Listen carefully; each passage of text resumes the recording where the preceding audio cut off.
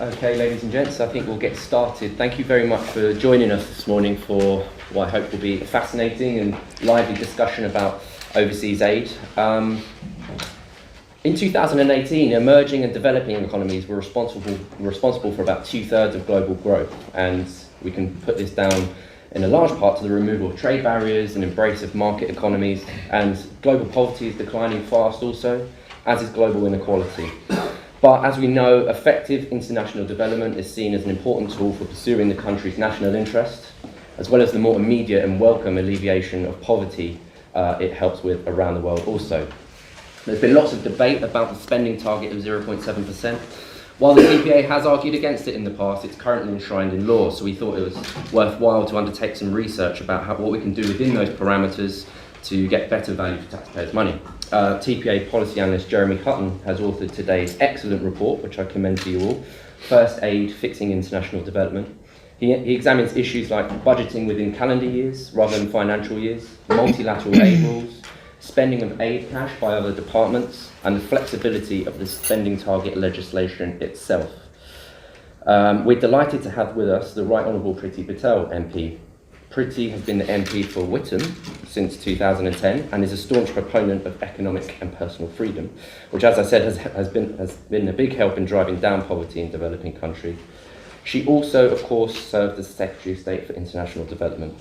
Priti will today discuss some of the issues raised in the paper, as well as talking about her experiences leading DFID and enacting changes and reforms, as well as reflecting on some of the challenges she faced. I'm going to hand straight over to Priti in the interest of time, who is going to open with a short introduction. We'll then go into a quick discussion between the two of us and then open out to the floor later for Q&A. So without further ado, the Right Honourable Priti Patel. Thank you so much. Well, look, good morning, everyone. It's great to be here. And thanks to the TPA for hosting today. There are a couple of points that I would like to make, really, just as an intro. As someone that's obviously held the development portfolio, I know a little bit about aid, development, Britain's place in the world. And one of the things that I think we should never shy away from is having a constructive but fully informed debate about our place in the world, development, some of the changes, reforms, how we can show good global leadership. And of course, I've had an experience of that, which was quite exceptional, actually. I mean, I had an incredible time in DFID. It is an amazing government department full of people that are very principled, passionate. They hold a great deal of conviction and belief in terms of what they do. And fundamentally, like myself, they believe in changing outcomes and driving outcomes. And so I think now is a very good time. When you think about our politics right now, what's going on, I think domestically, we can say in the United Kingdom in terms of politics, it is a great opportunity, a good time really to look at, where we put our money, but also what we do, how we drive outcomes, how we continue to show something that I feel very strongly about and certainly reflected in my time in DFID. How we showed international leadership, global leadership, how we raise our standards, how we pull others up as well within the international system, other countries and other institutions who drive reform, to drive outcome. And I think it's also quite important just to say that there's never any room for complacency whatsoever. We live in an era, I think, certainly politically, where we constantly see, status quo as being the option. And politically right now, status quo is clearly not an option. It's not on the table. Whether you look at sort of Westminster politics, whether you look at the Brexit debate, but also whether you look at the change in demography around the world. Some of the fastest growing economies are also the youngest countries in the world. So how do they respond basically to some of the big international challenges that they see themselves, that they have? How do they meet expectations of their own populace in terms of development, economic growth, poverty alleviation, dealing with disease eradication, while at the same time providing the basics, which is jobs, opportunity, aspiration, hope and livelihoods for some of the youngest countries in the world. And some of these countries, include the likes of India, but if you look at the continent of Africa, which has an incredibly young demographic, when we think about the wider issues of migration challenges, we can step up and we can show strong international leadership by actually sort of leaning in, but raising not just our game, but encouraging others as well to demonstrate collective working and how we can absolutely drive the right kind of outcome. outcomes.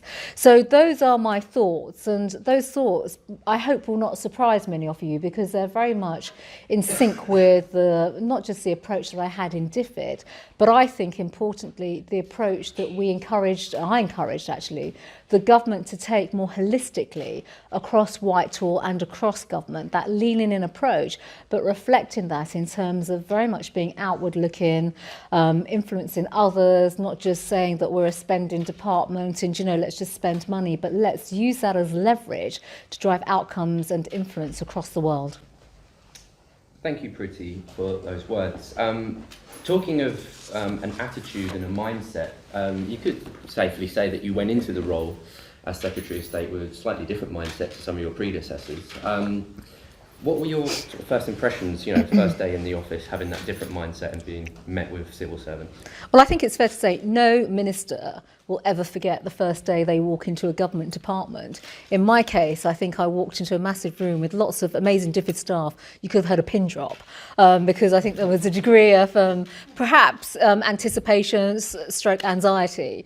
To have a Secretary of State that has basically held fiscal portfolios in 2 previous government departments, and I'm known to be pretty much fiscally astute in terms of where I think and the approach we should take to government money.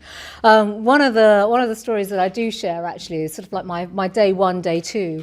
I was asked to sign off £900 million. So let me just repeat that figure. £900 million. I've been an ex-Treasury Minister, okay, so, seeing submissions that basically is saying, now, Secretary of State, we need to make a decision on this big investment, which was on health, actually, a very, very important health decision that we went on to do a bit differently, but drive even greater outcomes, was quite a big welcome to the department message at the time. And so that introduction, those first sort of 24 hours, 48 hours, 72 hours in a department can really have an impact in terms of, obviously, you're absorbing everything, you're speaking to everyone, you're learning a huge amount, but also in terms of trying to calibrate, what are you seeking to do and achieve?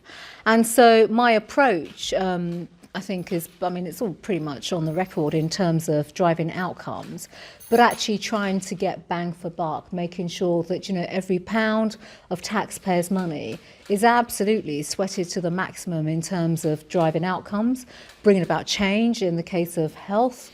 That particular submission was to replenish something known as a global fund, which is an incredible international fund that covers HIV/AIDS preventions, TB and malaria. So, of course, we're going to be major leaders. We went on to replenish that fund, but in a totally different way. It wasn't just the UK government, saying, here's the money.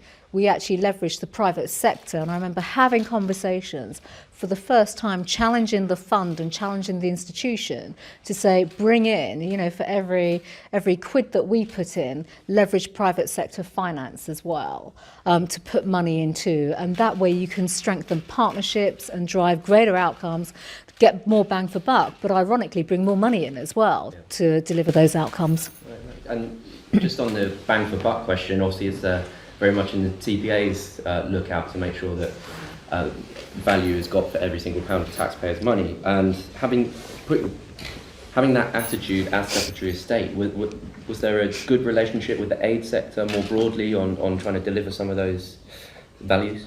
Well, I think all credit to the sector.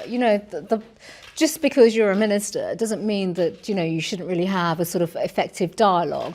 And I think there's a recognition, actually, certainly I would recognise this too, that there's a partnership.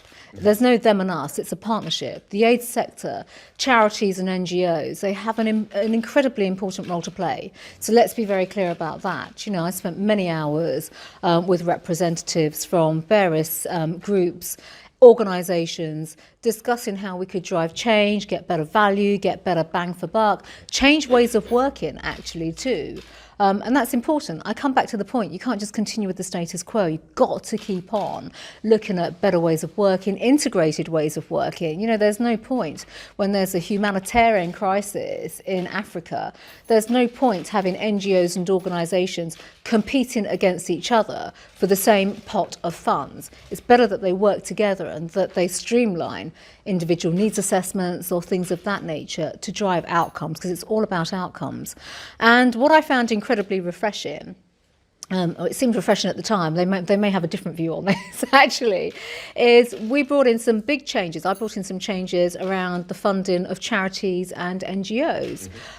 We basically stopped giving them the sort of annual funding, the block funding that they would receive. We changed ways of working to bring in more competition, which I think is absolutely vital. And money that was basically saved from the large organisations, we created the Small Charities Fund, which basically meant, and I was always struck by smaller charities via their members of parliament actually, all credit to members of parliament that raised this at the time, saying, you know, I've got a small charity in my constituency that's doing humanitarian work or education work as well in Kenya or Uganda, and yet they can't put a bid to DFID to access support. So we changed that, and I had a brilliant minister actually, I'm going to give him a shout out, Michael Bates, Lord Bates, who oversaw that, and as a result, you know, we changed the landscape. But I think that speaks to the point about partnership, driving outcomes, and actually bringing competition. You know, you grow the pot, basically, you grow the pie by bringing in different skill sets and different expertise in as well. And still the same motivation is always to save lives, change lives, and drive outcomes. So, talking of NGOs and small versus large, quite big multilateral NGOs are a major part of the ecosystem around aid. So, do you feel that we need to rethink our relationship with them, really? So when we speak about multilaterals, we're talking about large institutions, and many of them, of course, let's be clear, are based, you know, they're all they feature in the, you know, the stuff that we all sign up to, the rules-based system, the international rules-based order, so World Bank, United Nations, all fit into that. Now, there are a range of things, I mean, most of this is on the record in terms of what I did. The fact is, some of these institutions need reforming. And I think it's fair to say, actually, all credit to the government back then, recognising the United Nations is a classic example of an institution, incredibly important institution, but needs to reform its ways of working, needs to be much more outward looking and not just an institution that's inward looking as well in terms of its own footprint. So yes, the answer is reform, absolutely. Recapitalisation of the World Bank, you know, trying to put a different model forward as well, another way in which you can drive change and outcomes. My focus, certainly with the World Bank over replenishment, was that they should be putting money into low-income countries for the whole issue of poverty alleviation, but investing in people. One could argue the World Bank, you know, were putting their equities or their money in elsewhere. But I think if we know our place in the world, what we're trying to drive, and also the levers that we have of influence, you can get the change. And if I can just give another example, with the United Nations, back in 2017, we raised this. We were the first country to raise it, and it was a deeply uncomfortable issue to raise, which was the whole issue of sexual abuse in the aid sector, but also within the United Nations. So we put the UN on a diet. We cut back their block funding by 30%, and we put in conditionality that they had to drive change, deal with predatory behaviour that obviously I think is now well documented in the press. We saw the Oxfam scandal last year, and I made my views known on that as well. But actually to do something else, which a big multilateral institution has not yet done, which is actually secure prosecutions. Prosecute people, the perpetrators of these crimes. Don't just sort of like say, oh, isn't this dreadful? Isn't this terrible? You know, they are the ones that can change this, change behaviours, have the right kind of checks, databases to stop people from going from one agency to the other and perpetrating these crimes. It was the British government that drove that forward. And guess what happened afterwards? Everyone else then came in and realised that there was a problem. And I think that's good, strong leadership from our country with multilateral institutions, making the case for reform and constantly saying, you know, status quo is not good enough. You know, yes, we'll contribute. That's the right thing to do to a big organisation. But you have to put conditions and parameters around that. Sure. And talking of making changes, are there any more changes to ODA rules that you think need to be enacted that, you know, haven't been done yet? Well, I think the sort of example that will live with me forever was, of course, the hurricanes. And we were very punchy. I mean, I will not forget our OEC DAC meetings, because it's fair to say I was a lone voice, to the extent that even the Americans were not that happy with what we were advocating. But we achieved the reforms in getting, those countries that needed help and support. They might have been middle-income countries before the hurricane. Hurricanes hit. It's fair to say their economies are devastated. It doesn't take, too much working out to realise that you go from mid-income to virtually not much income coming in, and therefore you need assistance. And we were able to get that change, and it took time to achieve that. The other areas are, of course, and this speaks to across government, so it's not just DFID. Everyone sort of has this fixed view that it's all DFID in spending, and it's not. DFID holds the portfolio for approximately 74% of ODA. The rest goes across other government departments. We doubled the percentage of money that went to UN peacekeepers. That is a good thing. I used to say when I was in DFID, you'd wake up every day, you see the world was in a very poor state, basically. Conflict, disease, famine, parts of the world, particularly in terms of fragile states where there was far too much conflict, and increasing peacekeeping contributions from 7% to 15%.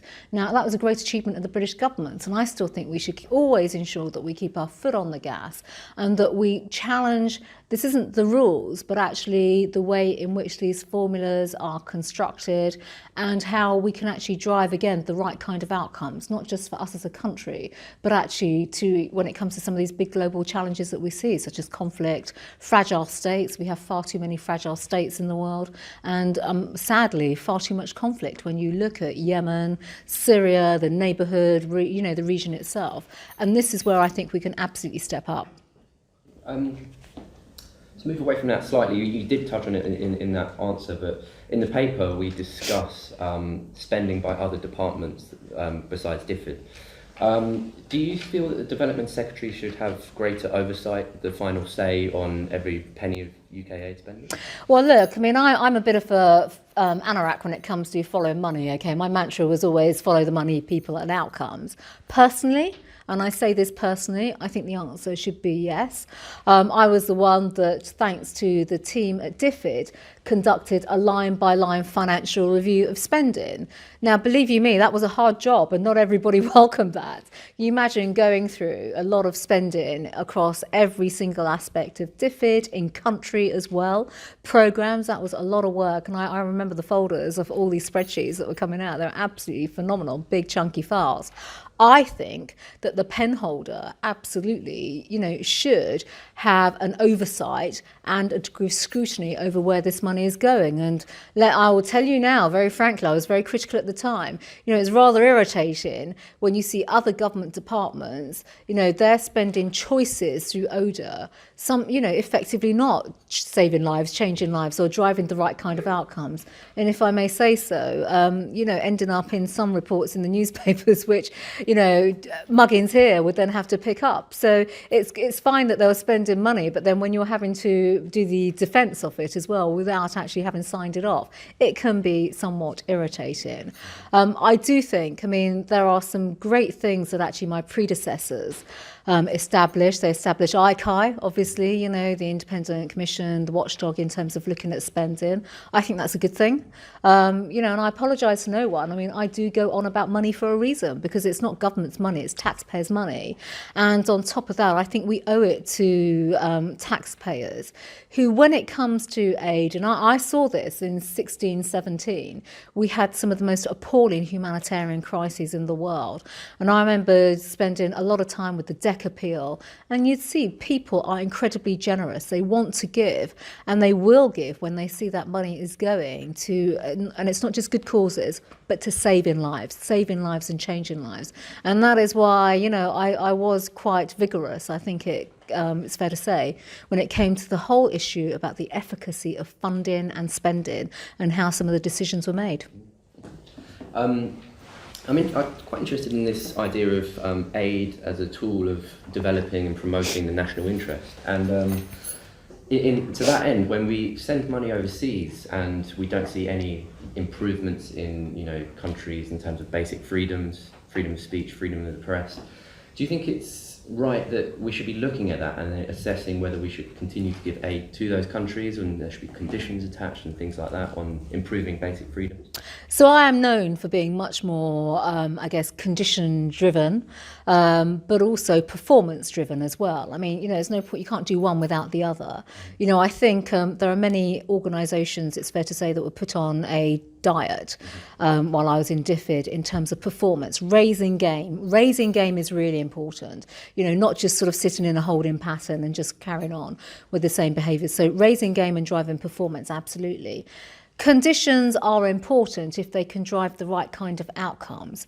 But also, it's not just about financial conditions. I think, when we're speaking about countries that are on their development journey, they need help. But that help isn't just money. That help is skills. We have an amazing skill set in our country and across the British government. So if we were to look at, I always remember David Cameron's conference that he had on corruption. Corruption is such a big issue. We don't actually speak about it enough. And that's why I do. That's why I think I so welcome any debate and discussion when it comes to funding and driving outcomes in development, because we have a great skill set in our government actually across departments in terms of giving support on how to stop corruption. How to build institutions, so capacity building of institutions, how to drive transparency, and believe it or not, also good governance.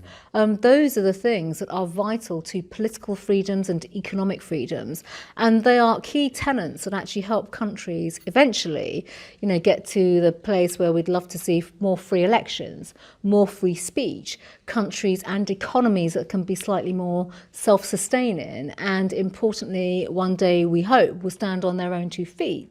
By addressing those aspects, of course, they're going to be much more appealing for foreign direct investment, for investors to come in, for businesses to come in as well. When they start to go up the indices of, ease of doing business, places in the world, once they've got their institutions, their legal system set up. That is really vital. And so, we obviously did a lot of that. We encourage that. And, it's pretty clear that obviously a lot of that work is carrying on and going forward. And I think that's, again, why debate is vital around development, because I think sometimes people have this very flat view, or sort of binary view about development, that it's all about money. And it's not all about money. There's so much more that we can do and achieve through state building, institutions, investing in capacity. Yeah.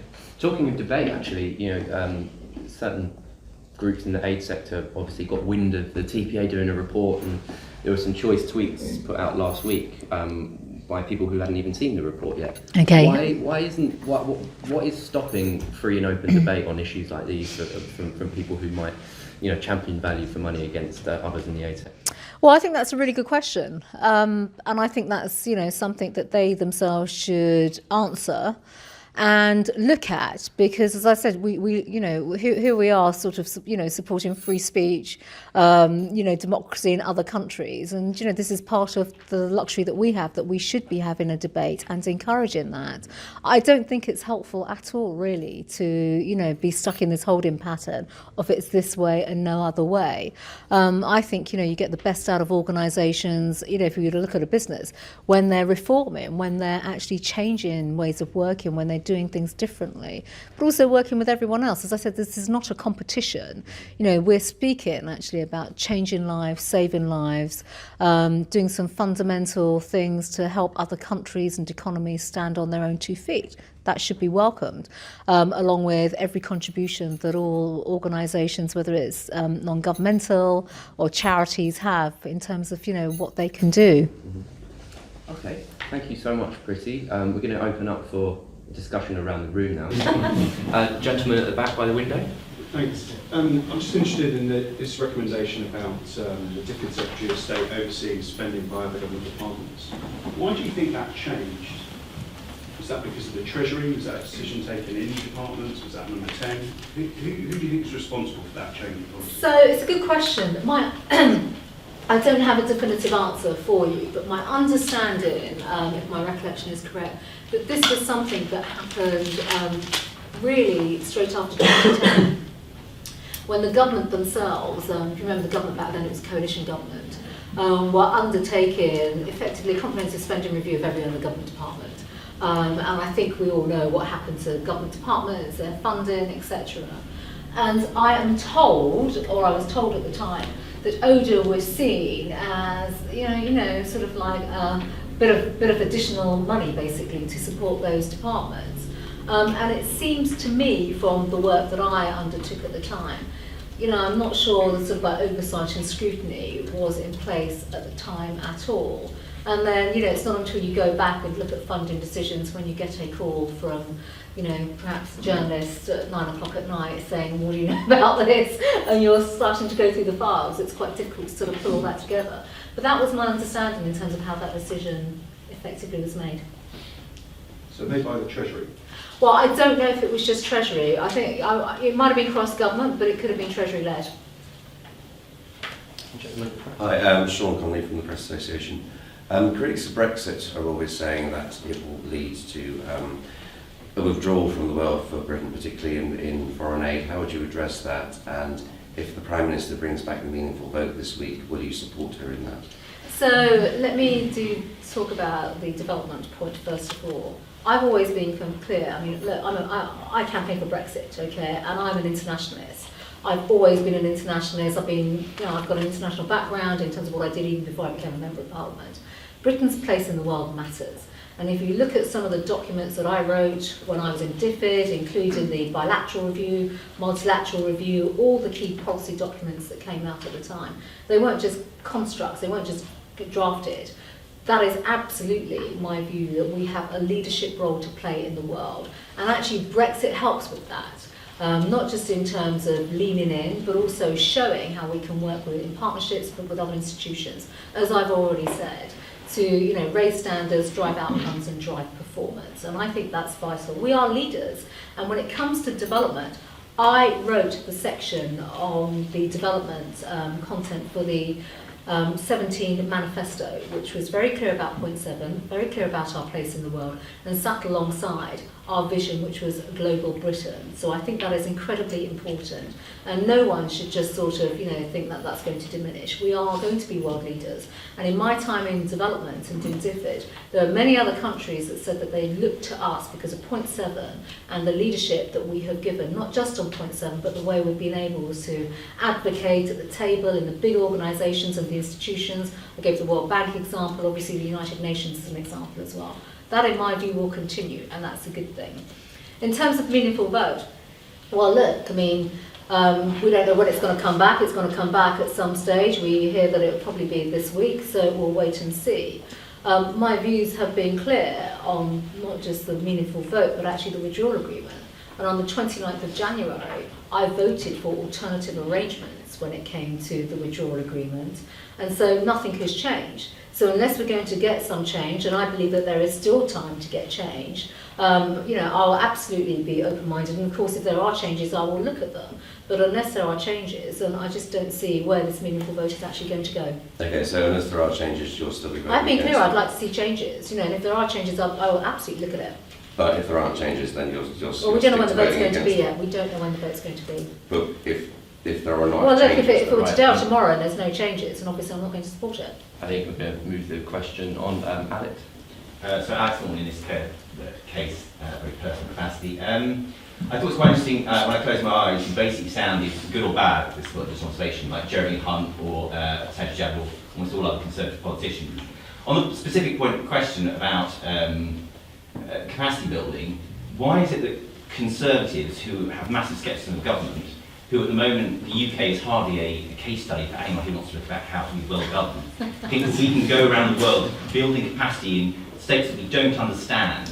It speaks to a sort of belief that you can run things from the centre that we apparently can't do in the UK, but we can go around the world with a big pot of cash. Okay, I get the gist. I'm not advocating that we run other countries. Let me just be very clear about that. Sorry, capacity building is the argument we can understand every system and put money in the right way to help. Well, we do, Alex. So the classic example is look at corruption. Look at corruption and a country like Nigeria. We've been able to deal with illicit financial flows that go into terrorist organisations. Now, if I may say so, that's in our national interest and that's the right thing to do. So working in partnerships with obviously other countries and building their capacity on, being able to follow money that goes to terrorist organisations, I think is quite important actually. The other point to make is, this isn't sort of, like a scene out of, the movies or a Bond film where there's someone, in a command centre just sort of looking at a map and plotting what goes on around the world. Let's be very clear, we have thousands of people across the world in countries, and that's part of our footprint, our international footprint. I've seen that, I've experienced that, and there are people that absolutely work alongside governments, work alongside government departments as well, treasuries, but also NGOs and third parties.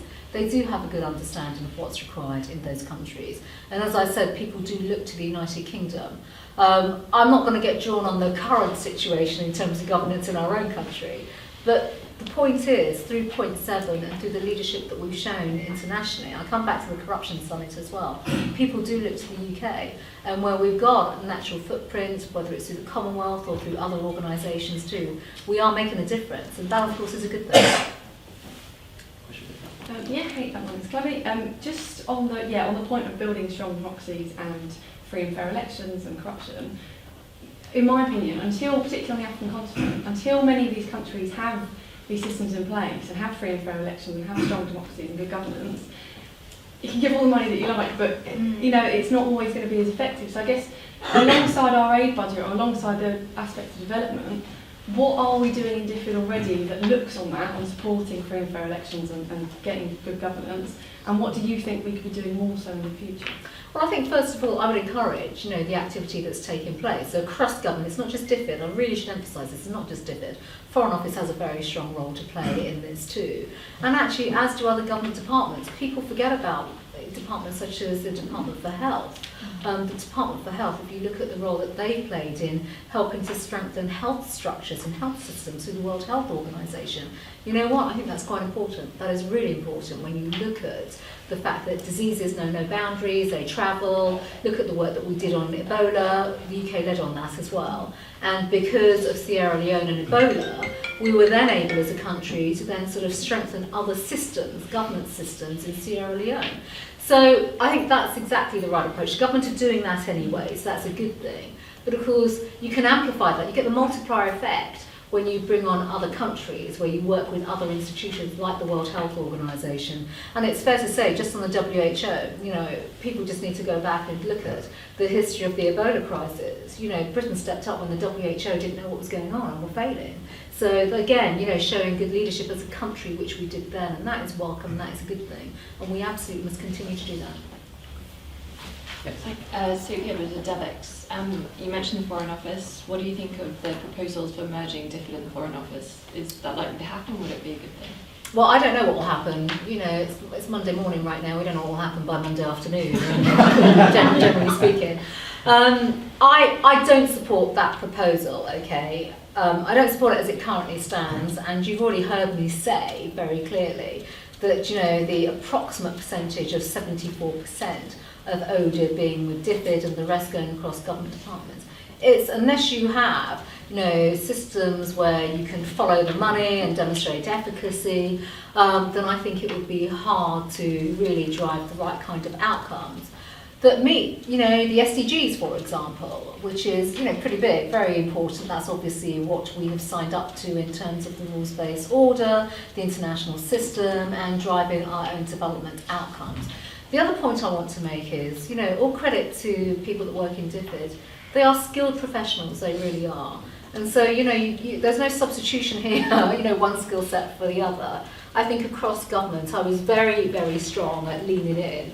So, making sure that my former department had a seat at the table and key meetings and things of that nature, to absolutely be able to bring their skills and expertise into shape and influence thinking. And I think that is really important. Michael Gove used to talk about an education blob. Is there an aid blob, and how badly is it stifling reform? So, look, I achieved reforms in my time in DFID, so it would be wrong of me to say that people sought to stifle reform.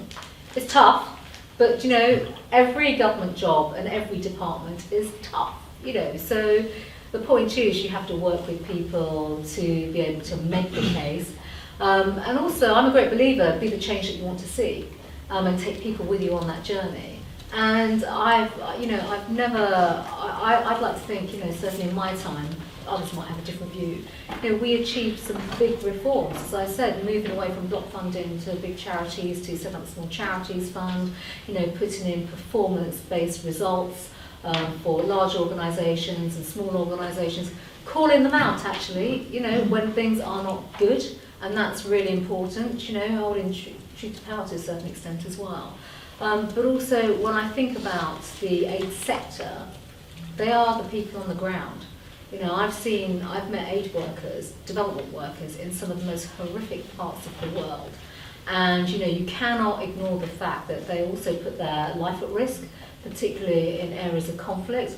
They make big sacrifices themselves. And, you have to respect people that are prepared to go and do that, to save lives in very, very challenging parts of the country. So it's an established sector. It's a sector that I think, certainly in my time, I worked well with. Absolutely mutual respect in the ways of working. But I think, as I said, you can't stand still. You can't keep on having the status quo.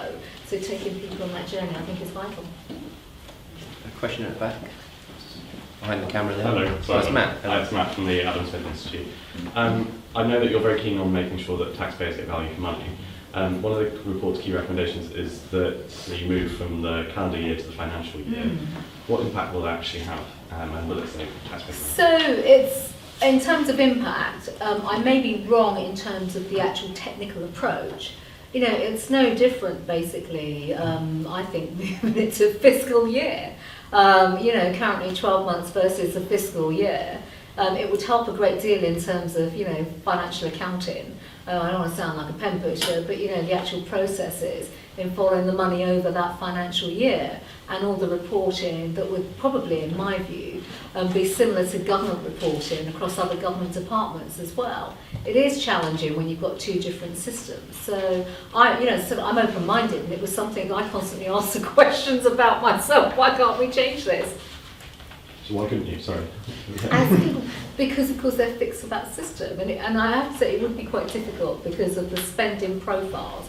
There are lots of reasons, but when your spending profiles are done the year before for obviously the forward look of the year, across big portfolios such as health, replenishments of big funds. So it's challenging to do. You probably have to do it looking ahead over a 5-year cycle. There's a big difference between feeling good and doing good, and it might make some politicians feel good to commit to giving vast sums of money to certain causes, but there's no point really, in my opinion, if that's not doing good and having a direct impact. So hopefully we do leave the customs union, although who knows at this point. If we do you think there's an opportunity for the UK to trade with developing countries in a way in which the EU might have failed to, and could that do more good than just giving money to some of these countries? Absolutely. So I think that's a really important point. I think we are going to be in a customs union, by the way, but that's down to the current debate. I've been vocal on this. I mean, not just in DFID, but since I've left DFID as well. I think we want to get away from protectionism, and countries should be able to open themselves up to competition, but also doing business. I was, in my time in DFID, I put together an economic development strategy, which seemed a bit of an anomaly at the time. I couldn't quite understand why there hadn't really been one before, but the whole focus of that was very much about helping countries, economies effectively, to stand on their own 2 feet in the long run. That is, that's not rocket science at all. It's the right thing to do. And again, that's not just about money. So the way in which we would support and encourage that is through development economics. So working with firms, obviously, that have an interest in setting up internationally. We weren't paying them or giving them money, but actually through all our government equities, all the levers that the British government, HMG, had to support countries by opening up to trade, investment. Investment is the key. These countries are only going to get the investment if they're seen to have good governance, they're less corrupt, obviously they're improving their transparency and accountability, their financial institutions and things of that nature. So it is right that I think, through our economic development approach, that we focused on that and also joined up with other government departments, with DIT, for example, as well as the Foreign Office. And one of the things that took place in government way before I went into government, in fact, which was the focus in the Foreign Office of making our embassies, our ambassadors slightly more outward facing on the commercial agenda as well, and I think that's really important. There's a question for Nadine. Yeah, hi. There's quite a lot of criticism in the report about multilaterals being not very effective, not very transparent. But if you look at some of the rankings, the Aid Transparency Index, for example, of the 7 best donors, 5 are multilaterals, CGD's ranking of aid quality, I think of the 9 best donors, 6 are multilaterals. So all the sort of evidence suggests actually multilaterals are generally a pretty good bet. So I'd like to hear a little bit more about why you think they should refocus towards bilateral aid. Well, I've always been very clear. I wrote DFID's multilateral aid review and bilateral aid review, so you're welcome to go back and read those, because I wrote them and the forwards to them set out very much my views. I come back to my point about status quo. You've got to constantly change and drive outcomes and performance. And of course, it's not always a bed of roses. I mean, there are some within the multilateral space, I don't want to name them, I think it'd be wrong to do that, on a basis of performance have not always hit the mark. And so, it's right that we invest in the right way, not just money, but put in performance and conditions to drive outcomes. And I think that is absolutely a good thing to do. And on bilateralism, I think, look, we should be very clear that our place in the world is out there in terms of who we are through point 7. We're well represented in the big institutions, and that is a good thing. I've already spoken about the rules-based system. I do believe that when you sign up to multilateral institutions, you are part of the international system, but also you have a duty to be part of the change, being an agent of change, and make the relevance as well, making these organisations relevant to the changing world that we live in. But bilaterally, let's be quite clear as well, we have stronger bilateral relations with some countries more than others. There's an opportunity. We held the Chobham Summit last year. Commonwealth countries are a big feature in bilateralism. And it's not just about trade either. There are many other reasons as to why we should have good bilateral relations. I've mentioned terrorism already and corruption. Those are just 2 other examples. So it's not an either or. And certainly from my perspective, I would never ever subscribe, making it so binary that it's either or. The 2 are complementary, and it's a case of strong leadership in government to make sure that all those equities are used and that we leverage at every stage, our own position and use the levers that we have. There was another question. No more. There we are. Yeah. So there were reports in January about Penny Mordaunt saying the current aid budget was unsustainable and DFID needed to move to a greater role with fundraising from the private sector. Is this something you're broadly in line with? It sounds like well, you've already heard me say we had an economic development strategy. I gave the example of the Global Fund. Using international financial institutions that DFID funds anyway, to go to the markets and leverage is absolutely the right thing to do. So DFID's doing that anyway, and that is a good thing. Yes, sir. James Rogers, Henry Jackson Society. You're probably aware that many European countries and countries more generally are not meeting the commitment to spend 0.7% of GNI on international development like they're doing on defence. What could we do to actually get them to spend more so that we can coordinate it more effectively? Yeah, well, look, that's a great question. It really is. I've been in a few of those meetings where you're constantly trying to encourage others to step up, to coin the government phrase. When you look at, I think the classic debate is the one about NATO contributions. But even on ODA, I think on development we have provided a lot of air cover to other European countries. That I've been in some of the European meetings on development where they kind of like love to sort of sit behind someone like me, because you're out there sort of like being an agent of change and driving outcomes and really calling for different ways of doing things. I suspect, and my sense is, Germany's had a lot of change as well, actually, and they are absolutely now spending more. I think it comes with time and it comes with experience. We are very experienced as a country in terms of development. From the minute that point 7 was enshrined in legislation, You know, our skill set in this country has risen quite substantially. I think we show that, and I think other countries as well, certainly from the way in which they work with our counterparts and with the aid sector in country as well, will soon demonstrate that, you know, they will also need to be not just spending more but doing more. It's not just about the money, it's also about the skill set and driving outcomes. And just finally on that point, you know, when we think about the big global challenges, one of them is still migration. One of them is still terrorism, one of them is still corrupt. You know, all these are all constant features. When countries start to feel the pressures much more domestically through, whether it's migrant flows, whether it's through illicit finance, whether it's through terrorism, etc., I think every government, doesn't matter which part of the world you're in, you know, looks very seriously at the tools that they have at their disposal. We're lucky, we obviously, like many other countries, we have our MSA. You know, that's where you can bring the key tenets together and then demonstrate that it's not just about aid budget, but it's about how you bring all these things together in government to tackle these issues. Very good. And time for any more questions? I saw a hand go up at the back. Yes, sir. So just to clarify, given a bit more flexibility around the calendar year, you support continuing 0.7 and keeping with that? Well, I wrote the 17 manifesto. I was very clear that we are going to stick to 0.7. Very good. Sorry, yes, sir. Scott Keynes, CT Group. I was wondering if I could ask specifically about the MOD spending, because just looking through, seeing that it's been ranked in transparency index as very poor. But one area that I think is, you know, where there's public support is good in itself is MOD's contributions to disaster relief. Yes. So I'm wondering, in your experience, is the poor transparency, how does that then translate to actual effectiveness of MOD spending?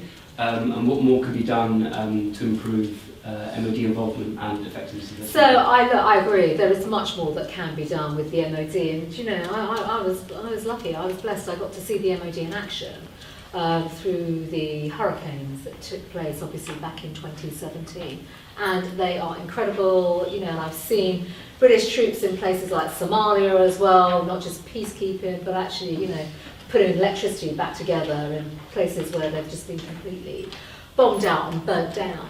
I think there is more that can be done. So I've already mentioned the peacekeeping contributions, you know, so that is mainly UN peacekeeping, but it is as applicable to the MOD because of obviously the military links and people that do peacekeeping roles.